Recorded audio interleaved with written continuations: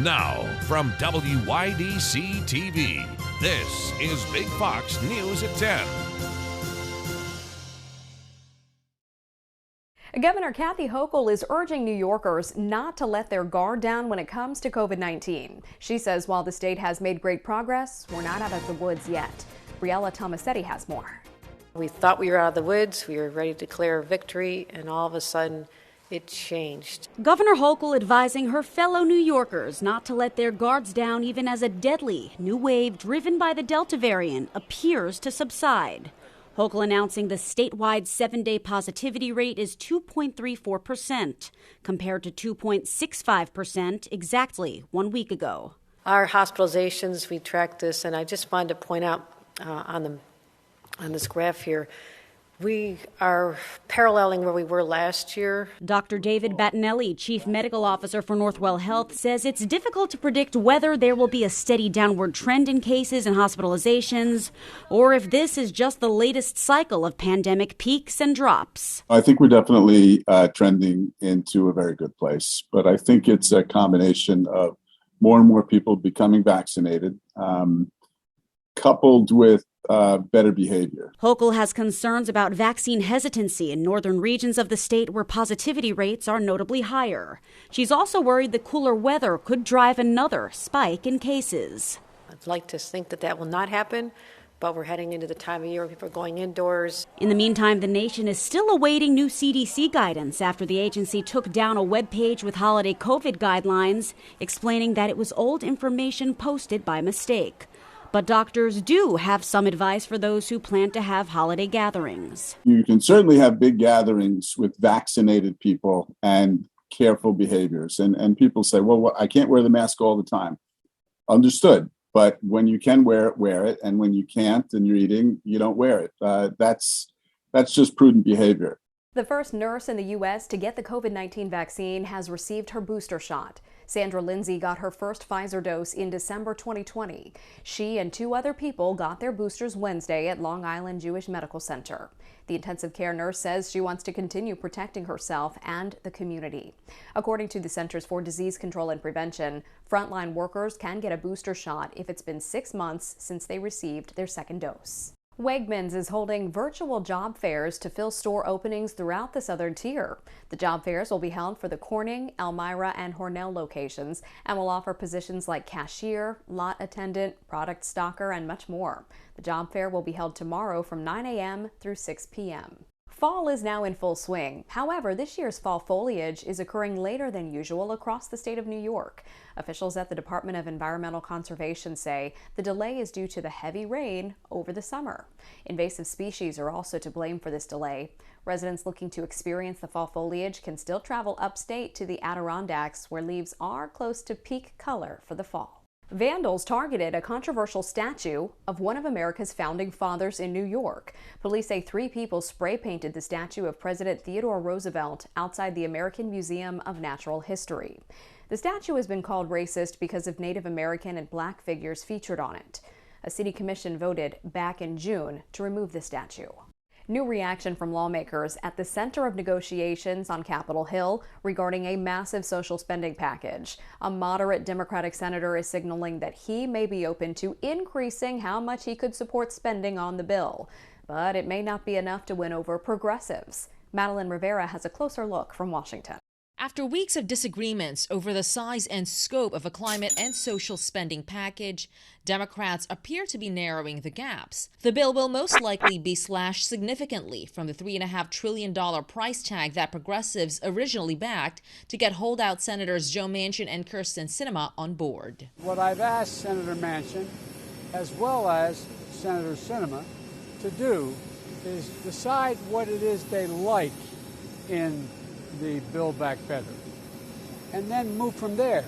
Manchin says he'd support a $1.5 trillion bill to advance the president's domestic agenda, but he's not ruling out a number higher than that either, as moderates and progressives try to reach a compromise. We've been talking about everything. Everyone's talking. There's no agreement, though, on how to address the debt limit, which Congress must do by October 18th. Otherwise, the nation defaults, which could delay Social Security checks and veterans' benefits and trigger an economic downturn. Republicans say Democrats must raise or suspend the debt ceiling on their own. I predict at the end of the day it will be done. One idea is off the table, at least according to the White House, minting a $1 trillion platinum coin as a solution. Economically, it's kind of an elegant solution.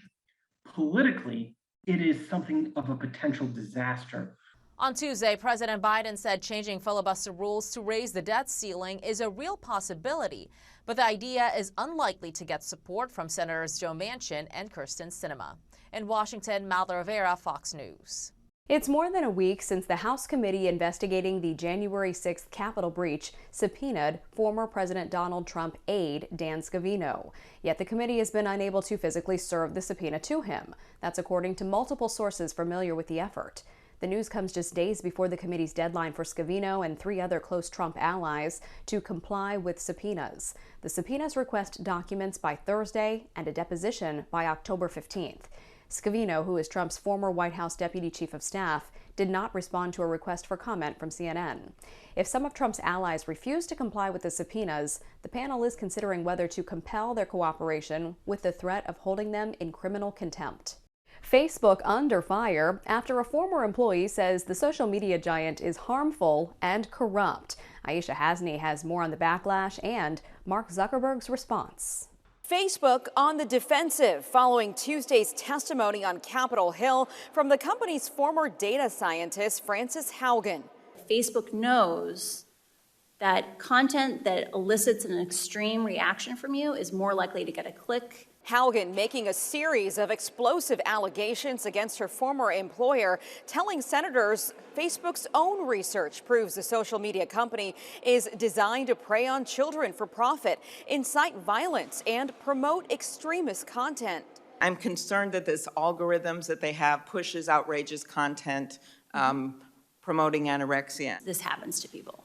So Facebook knows that they are leading young users to anorexia content. Facebook co-founder and CEO Mark Zuckerberg now breaking his silence, issuing a lengthy statement to Facebook employees, claiming comments made during the hearing are, quote, illogical, writing in part, "We care deeply about issues like safety, well-being, and mental health. It's difficult to see coverage that misrepresents our work and our motives, but government officials aren't buying it." Mark Zuckerberg, your time of invading our privacy, promoting toxic content, and preying on children and teens is over. And there is a bipartisan push to take action against Facebook here on Capitol Hill, but Facebook threw the ball back into Congress's court, asking lawmakers to just set standard rules for all of the internet. In Washington, I'm Aisha Hasni, Fox News. 7 passengers injured in an Amtrak derailment in Montana last month are suing. Court documents show the lawsuits allege negligence from Amtrak and BNSF Railway. A passenger's attorney says the plaintiffs will look into maintenance, car condition, and human error. They want to find out if any of that contributed to the deadly derailment. 3 people died and dozens were hurt when several train cars came off the tracks. The defendants didn't comment on the new lawsuits, but Amtrak responded to another last week. It said it is offering assistance to people who got hurt in the derailment and to families that lost loved ones. The federal student loan forgiveness program is getting a major overhaul. The Department of Education says these changes could help thousands of people working in government and nonprofit sectors. The federal program forgives student loan debt for certain jobs after they've made monthly payments for 10 years. But it's been riddled with difficulty and miscommunication for years. As part of its overhaul, borrowers will be offered a time-limited waiver allowing prior payments to count towards their loan. Final preparations underway for the 2022 Winter Olympics in Beijing. Organizers are taking the final steps this week on COVID protocols to ensure they take steps to prevent the virus from spreading. Marianne Rafferty has more. The Winter Olympics are just 4 months away. They'll mark the 3rd consecutive games held in Asia, and the first time in 3 decades the Summer and Winter Olympics will occur less than a year apart. This week, Beijing organizers are conducting testing events at various venues where they'll run through security and COVID-19 prevention procedures.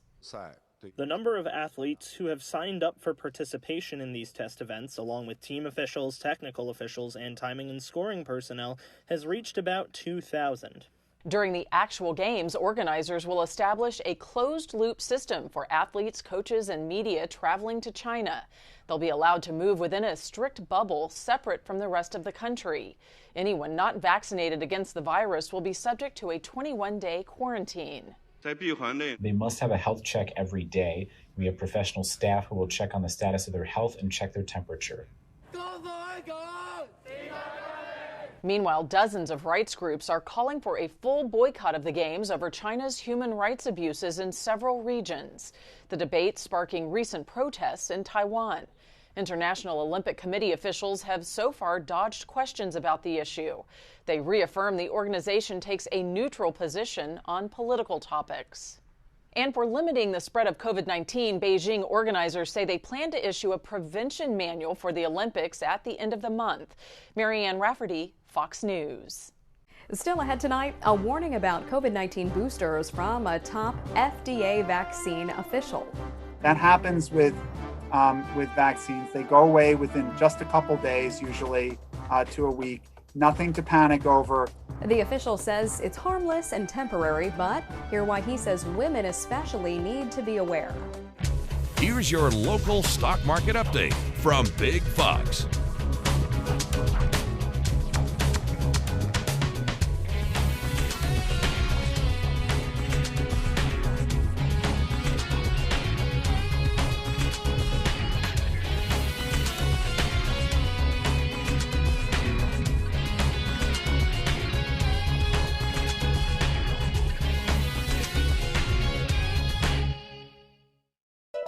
Now, your Twin Tiers forecast from Big Fox. Tonight's Big Fox forecast is brought to you by William Mattar. Good evening, everyone. High pressure building into the northeastern corner of the country is now leaving us with a little bit clearer conditions. Just a few clouds across our sky today, but you'll notice some of these clouds are moving into Ohio and Pennsylvania. That is actually associated with our next storm system. It's a low pressure system that is spinning near Kentucky and Tennessee. As you can see right there, a lot of rain associated with this. This will continue to drift to the north and then eventually over the Twin Tiers, and so we are expecting a little bit of rain as we head into the weekend. It's going to be a few days, but it looks like we could get some wet weather out of it. But for tomorrow, we are expecting some fog early in the day, but that will give way to a little bit of sunshine by the afternoon. But overall, it is going to be pretty cloudy for the next couple of days. But even with the clouds, temperatures will be a good 10 degrees above normal. And then again, by the weekend, it looks like shower activity will start to return. So here's a look at your forecast for your Thursday. High pressure that's been to our north will now move into the Atlantic. Still close enough where it's going to keep the rain away, but notice the green that's depicting the rain.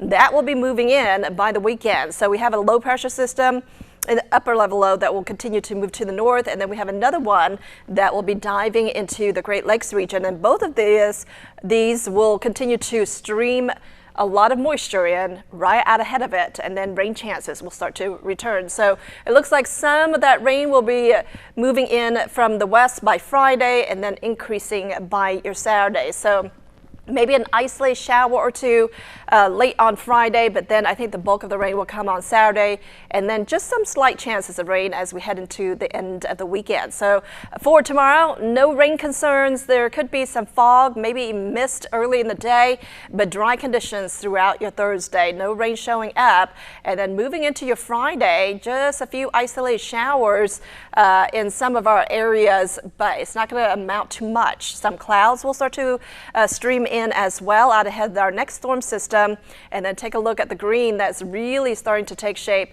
as we head into your Saturday. So we are expecting a little bit more wet weather as we head into the weekend. But here's a look at your forecast. Dry conditions tonight. Overnight lows will be in the upper 50s. Highs tomorrow around 73 degrees in Mansfield, 76 in Corning, 77 in Elmira, in Wayland around 75 degrees. And your extended forecast calls for temperatures that will stay about 10 degrees above normal through your Friday. And then with rain chances, those temperatures will be dropping into the 60s for afternoon highs. We'll be back into the 70s by early next week with a little bit more sunshine. Now to a warning about COVID-19 boosters from a top FDA official. A third dose of the Pfizer vaccine may cause lymph nodes to swell. The official says this is harmless and temporary, but says women especially do need to be aware. Mandy Gaither explains in today's Health Minute. Since August 13th, more than 6 million people who received Pfizer's COVID-19 vaccine have rolled up their sleeves for a third time. The most common thing by far is feeling somewhat tired after the dose. Dr. Peter Marks, the FDA's top vaccine official, says side effects from a third dose are very similar to those from a second dose, but after the booster, he says more people are reporting swollen lymph nodes. That happens with vaccines. They go away within just a couple days, usually to a week. Nothing to panic over. Since lymph nodes can be found in the armpit area, Dr. Marks says women need to be aware, especially if they're scheduled for an annual breast exam. You might want to get your mammogram first before you get it, or you might want to wait a couple weeks because if those lymph nodes turn up on a mammogram, they may trigger false further investigation. Dr. Marks says if you're set to get a booster and a mammogram, talk to your doctor. It's really a harmless thing, except if it triggers extra medical investigation. So that's just something to be aware of. For Health Minute, I'm Mandy Gaither. A 6-year-old California girl in the middle of the fight of her life against a rare form of brain cancer is focused on helping others. Abby Alford introduces us to this brave little girl. It's only been 2 months since 6-year-old Layla was diagnosed with a rare strain and aggressive brain cancer called anaplastic supratentorial ependymoma cancer. And all she wants to talk about is her dog, Hey Man. My puppy is 6 years old. She loves animals, travel, and loves the water. You have to go all the way over there. So her dad wanted to create a meaningful GoFundMe. It's Layla. It's other kids, and it's the planet, it's the animals that she loves. It's turned into a fundraiser, which will raise money for research at St. Jude's Children's Hospital and also for animal charities of Layla's choice. She said that she doesn't want to have this happen to any other kids. Layla has already had 2 brain surgeries to remove the tumor, and tissue was donated to Radies for study.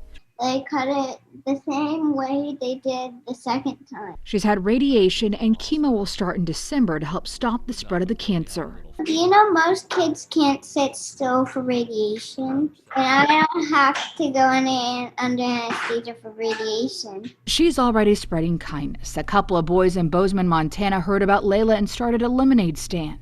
The world needs more leadership and more leaders, and we're just trying to, lead in such a way. And another way Layla's giving back, she's just one of 60 kids in San Diego County who's part of the Moderna COVID-19 vaccine trial for kids ages 6 to 11. So I think it's important for other parents to hear from people that were part of the trial and say, you know what, it went very smoothly for us. Giving back may be Layla's best medicine because her love of exploration is what may keep her alive. This Friday marks the 4-year anniversary of the Las Vegas mass shooting. One couple who had met just the night before helped each other to escape. And now they're celebrating their new life and family together. Lauren Clark has their story. Exactly 4 years ago, to this very night, Austin and Chantel met at a bar on the Las Vegas Strip. I wasn't very nice to him. He wasn't wearing cowboy boots. I was in Vegas for like a full-blown country festival. So I definitely gave him heck for wearing Vans. But Vans shoes and all, sparks flew. So I finally got her number. The two, in town for the same music festival, even met up the next night. We were pretty much strangers at that point. This is the picture they took before their lives changed. There's a large crowd with gunfire coming from that concert on the boulevard. In the middle of the Route 91 Harvest Festival, bullets soared in the air. There has been a shooting with multiple victims just outside Mandalay Bay. There was a concert taking place. I grabbed Chantel's hand. I just tried to pull her out, run as fast as we could. Running for their lives. We ended up going to a hospital in a taxi cab, and we sat in the hospital waiting room for hours and hours and just learning about each other there. That's what created a strong bond in the beginning, and then just the love really blossomed from there. Chantel from Canada and Austin from San Diego started a long-distance relationship. He never left my side. Finally tying the knot last year. And just 3 weeks ago, Yeah. She's actually right here sleeping, so. She's going to be 3 weeks on Monday. a new addition, She's wrapped up. little Addison. Her middle name is part of our story. Her middle name, Hope, to show that even in the thickest of tragedies, love can blossom, and that hope is always there. Live your best life. Do what you love to do and enjoy it. Because you never know when that could be taken away from you. BMG better be good to them. The music company has bought the rights to Tina Turner's music. This massive deal includes not only the iconic star's music, but her image and likeness as well. BMG hasn't revealed how much it paid for the rights, only saying it's the single largest acquisition the company has ever made. In the past, when an artist's music rights were sold, that frequently meant you could expect to start hearing their music in commercials. BMG is looking at digital opportunities and social media to introduce the What's Love Got to Do With It singer's work to a younger generation. A peculiar Instagram page is bringing a growing issue to the forefront involving Duncan and Boston. Jeremy Roth has today's Take a Look at This. Are you going to finish that, or is pretty much the gist of an Instagram account dedicated solely to half-drunk Dunkin' Donuts drinks littering Boston's landscape? For more than 70 years, Dunkin' Donuts has been an indelible part of the city, and now, as the quirky collective account very pointedly points out, so too are the beverages, unfinished and abandoned in various places, each more odd than the last. But is it perhaps peculiar performance art? Or more likely, lazy litterbugging? The former would be bold, but would at least go down smooth. But if it's just trash, hopefully improvident patrons will wake up and smell the coffee and either finish it or throw it away, for crying out loud. Speaking of don't be that guy vibes, Ohio transportation officials want drivers to learn a lesson from a boneheaded backup move caught on camera. The video shows a driver overshoot their exit on an interstate. Then, the motorist's mistake turns dangerous as they throw it in reverse and back up down the busy highway, veering into lanes occupied by speeding cars. ODOT posted the vid with a very simple message: don't be this driver. Finally, the votes have been tallied, Fat Bear Week is finished, and 480 Otis is 2021's champion of the Chunky Challenge. Explore.org holds online voting annually, pitting Katmai National Park's portliest bears head-to-head in a hunt for hibernation heft. This year's winner, Otis, is a veritable veteran. He also took the Pudgy Prize in 2014, 16, and 17. For Take a Look at This, I'm Jeremy Roth. We want to leave you with a smile tonight. Peeps lovers, rejoice. Spooky Peeps are back and just in time for Halloween. The pumpkins, monsters, cats, and ghosts couldn't be found in stores last year. That's because the company behind Peeps paused all production on non-Easter Peeps due to the pandemic. Now, everyone's favorite marshmallow candies have returned, and with new packaging too. It's the first Halloween packaging update since 2014. And you might notice there's a new Peeps item on the shelves this year: skulls. Thanks for joining us tonight. Have a great evening.